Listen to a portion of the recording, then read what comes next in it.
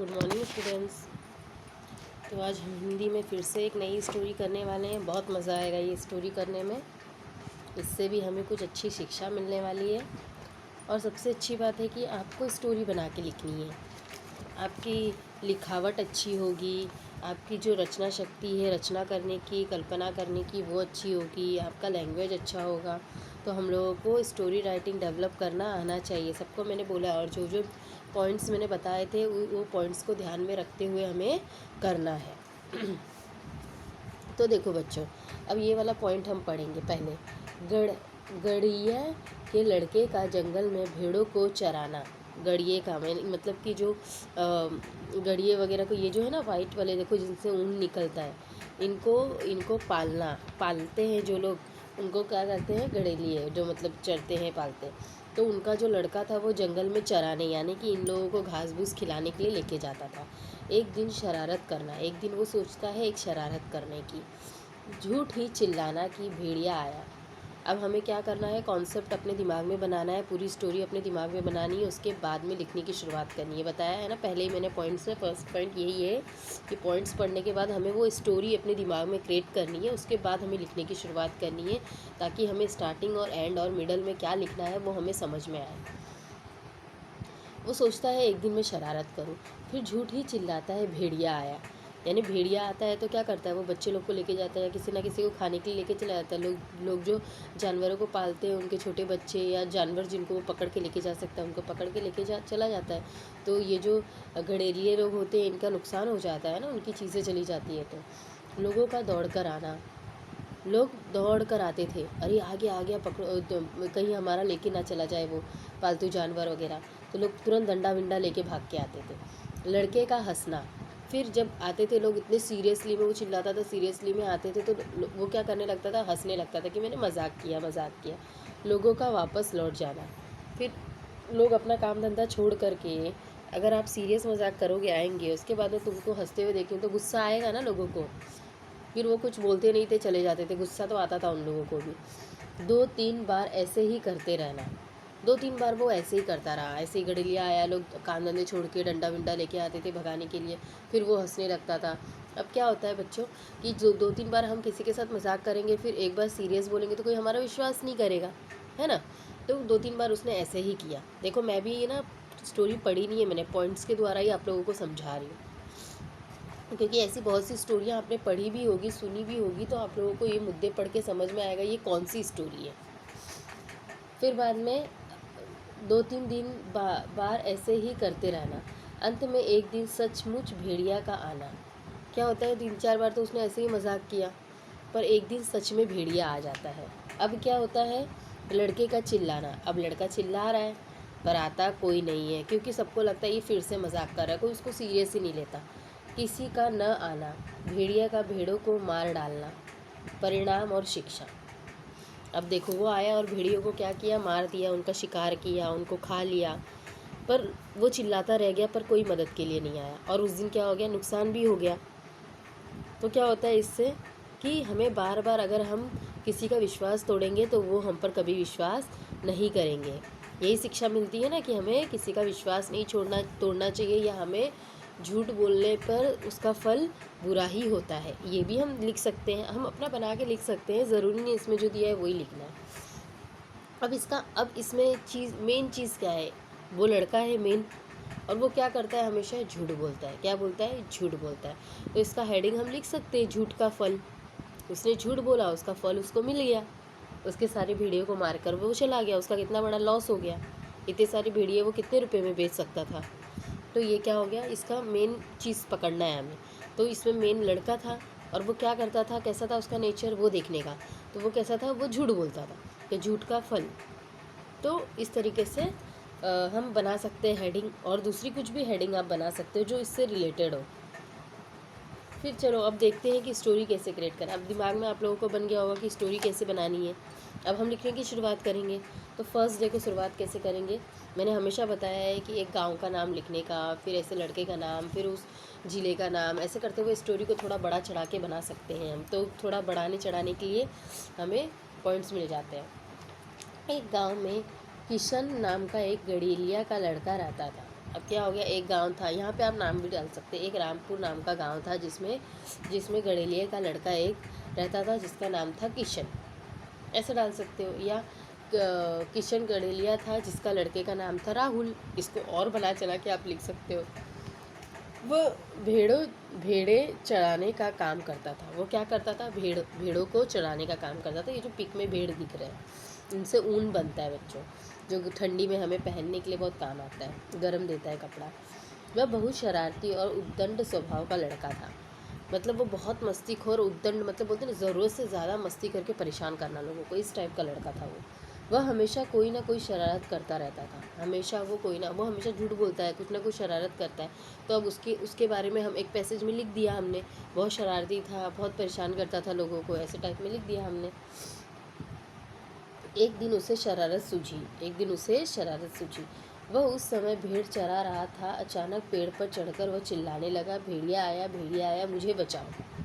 अब वो उससे शरारत सूझी कि अब मैं लोगों को परेशान करता हूँ, लोग अपना काम धंधा छोड़ के आएंगे। लेकिन ये नहीं सोचा उसने कि काम धंधा छोड़ के आएंगे तो लोग चिढ़ भी तो जाएंगे उससे। तो ऐसे करके वो शरारत करने लगा, पेड़ पे चढ़ के चिल्लाने लगा ताकि सब लोग सुनने और भाग के आए। आसपास खेतों में काम करने वाले किसान आदि दौड़ते हुए उसे बचाने के लिए आए। एक तो लोग अपना काम कर रहे थे खेत में, वो छोड़कर उसे बचाने के लिए आए। वे इधर उधर देखने लगे, उन्हें कोई भेड़िया नजर नहीं आया। इस पर पेड़ पर बैठा गडेलिया उनकी परेशानी पर ज़ोर ज़ोर से हंसने लगा। अब वो परेशान, एक तो वो उसे बचाने आए, ऊपर से वो उस पर हंस रहा है, तो उसे गुस्सा तो आएगा लोगों को, तो वो उस पर हंसने लगा। किसानों को बड़ा दुख हुआ। वे अपना वह अपना सा मुंह लेकर वापस अपने खेत में चले गए। अब वो क्या बेचारे आए मदद करने, लेकिन फिर ऐसे करने का उदास मुंह लेके चले गए। कुछ दिन बाद फिर गडेलिए ने यह शरारत दोबारा की। किसान बेतहाश दौड़ते हुए आए, जिससे वो बेतहाश यानी बोलते हैं ना एकदम धुन में दौड़ते हुए आए फिर से उसे बचाने के लिए। पिछली बार की तरह इस बार भी लड़का हंसने लगा। किसान फिर से चले गए। कुछ नहीं बोल रहा कोई, लेकिन वो उसके इस मजाक से लोगों का विश्वास उसके ऊपर से उठ रहा था कि ये मजाक करता है। अब थर्ड में इस प्रकार किशन ने 2-3 बार इस अपनी शरारत से किसानों को तंग किया। एक दिन सचमुच भेड़िया आ गया। किसान मारे भय जोर जोर से चिल्लाने लगा, बचाओ बचाओ, भेड़िया आया। भय यानी कि डर से अब वो सच में चिल्लाने लगा कि भेड़िया आया। लेकिन उसने 2-3 बार ऐसा मजाक किया था तो लोग कैसे उसके ऊपर विश्वास करेंगे, इसके लिए लोग आए ही नहीं और वो डर से चिल्लाने लगा। लेकिन इस बार कोई नहीं आया। यह सोचकर कि किशन हमेशा झूठ चिल्लाता है और लोगों को मूर्ख बनाता है, यानी ये सोचकर कोई नहीं आया कि ये हमेशा ऐसे ही चिल्लाता है, लोगों को उल्लू बनाता है और हमें परेशान करता है, इसके लिए कोई नहीं आया।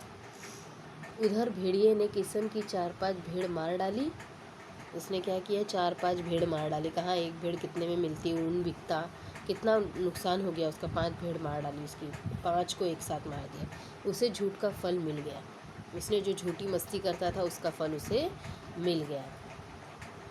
हमेशा मतलब झूठ बोलता था, कौन विश्वास करेगा। अगर एक बात बताओ, अगर आप है ना 100 दिन मतलब 100 बार आपने लोगों की मदद की हो, पर एक बार झूठ बोल दो, उसके बाद दोबारा वो 100 बार जो मदद की है आपने वो लोग भूल जाएंगे, पर एक बार जो आपने झूठ बोला है वो हमेशा याद रखेंगे। तो इस तरीके से कभी भी हमें झूठ नहीं बोलना चाहिए, क्योंकि झूठ का फल हमेशा लेट होगा लेकिन बुरा ही होगा, अच्छा कभी नहीं होता झूठ का फल, इसलिए झूठ नहीं बोलना चाहिए। अब इससे शिक्षा हम क्या कर सकते हैं, कभी झूठ नहीं बोलना चाहिए। शिक्षा ये भी हो सकती है झूठ बोलने से जैसे कि लोगों का विश्वास उठ जाता है। झूठ बोलने से तो ऐसे अलग अलग इस मोरल से रिलेटेड ध्यान में नहीं आ रहा मुझे, लेकिन बहुत सारे ऐसे सेंटेंस बन सकते हैं। झूठ से हमेशा बुरा ही होता है, झूठ का फल हमेशा बुरा ही होता है। झूठ बोलने से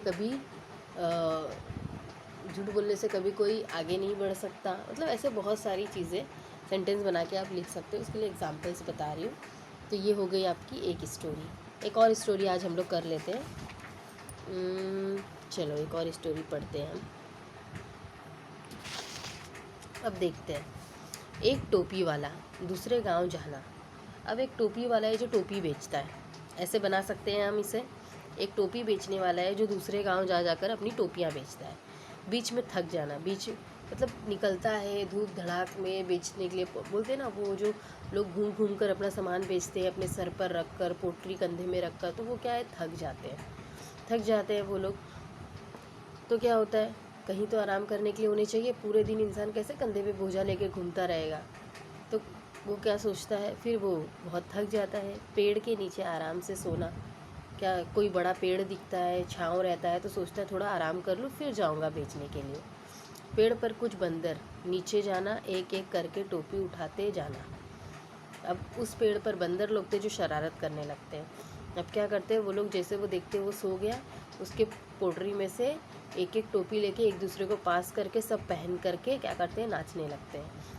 फिर टोपी वाला का जगना, जैसे ही वो उनकी मस्तियाँ देखकर वो उड़ जाता है, आवाज़ होती है, उड़ जाता है तो देखता है उसने सारी टोपियाँ वो लोग ने सर पे रख कर नाचने लगे पहनकर। अब वो बेचारा सोचता है अब मैं कैसे इनसे टोपियाँ लूँ, मेरा तो नुकसान हो गया, मैंने तो कुछ कमाया नहीं, इन लोगों ने, जानवरों ने मेरा नुकसान कर दिया, मैं तो सोचा था यहाँ पे थोड़ा आराम कर लूँ।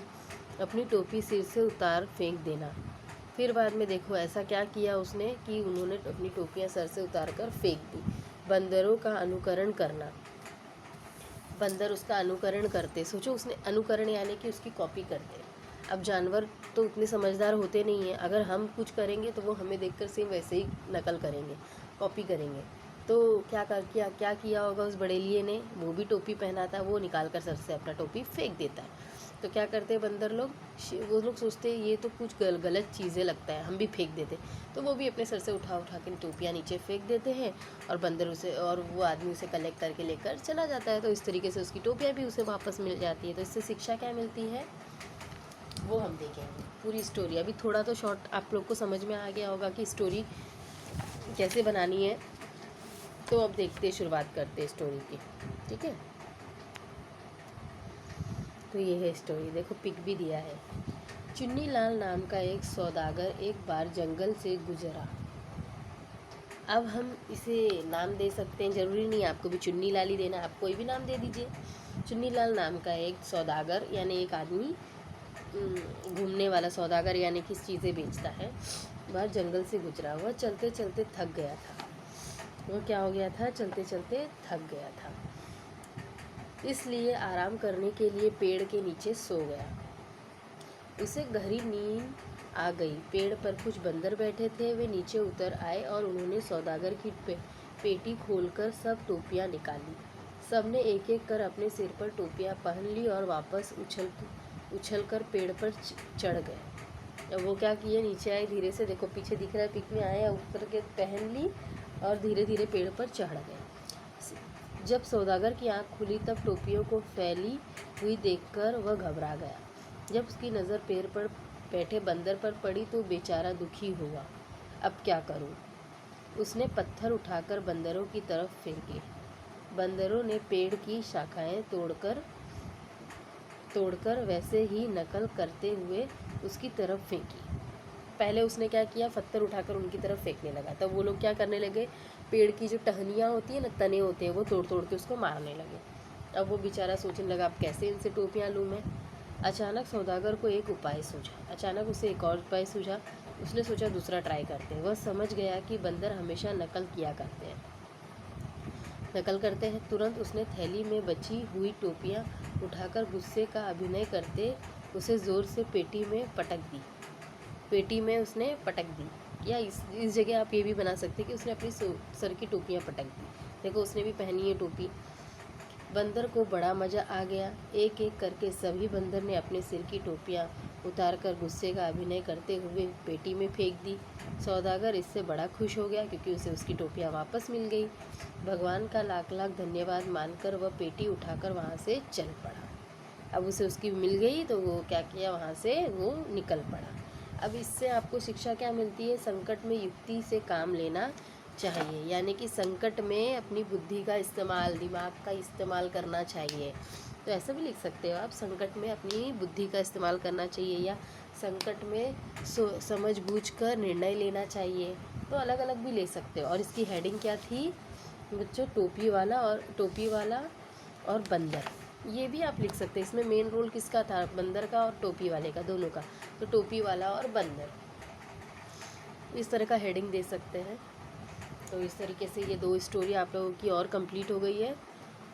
अब आप लोगों को आशा करती हूँ कि थोड़ा अच्छे से तो बनाना आ ही गया होगा कि कैसे स्टोरी को बनाना है और कैसे एक एक घटना को एक दूसरे से जोड़ करके लिखना है, ताकि लोगों को लगे कि ये कहानी सच की है, बनाई हुई नहीं लगनी चाहिए।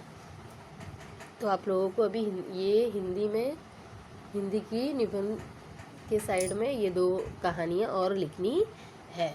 तो आप लोग ये कंप्लीट करेंगे अपने बुक में। और अगर ऐसी छोटी स्टोरियों को सर्च मारो और खुद से बनाने की कोशिश करो तो आप लोगों को और अच्छे से ये स्टोरियाँ बनानी आ जाएगी। ठीक है बच्चों, सो बाय एंड टेक केयर।